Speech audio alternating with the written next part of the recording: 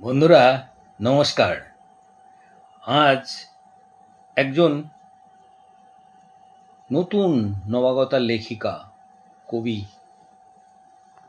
একটা কবিতা পড়লাম যেটা খুবই সমসাময়িক, খুবই প্রাসঙ্গিক আজকের জমানায়। খুব ভালো লাগলো, তাই ভাবলাম আপনাদের সাথে এটা শেয়ার করি। কবিতার নাম মুঠোফোনে সবুজ বিন্দু। কবি কলমে শ্রাবন্তী দেবনাথ।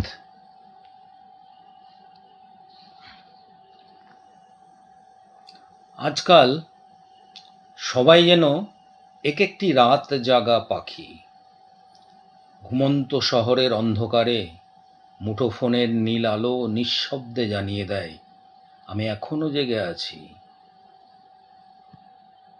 কারো চোখে অসমাপ্ত স্বপ্ন, কারো ইনবক্সে জমে থাকা অভিমান।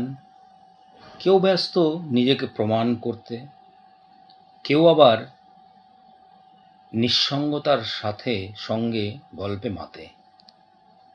একসময় জানালার ফাঁক দিয়ে দেখা যেত চাঁদের আলো, জোনাকির ঝিলিক। এখন সেই জায়গা দখল করেছে স্ক্রিনের ঠান্ডা নীল আভা।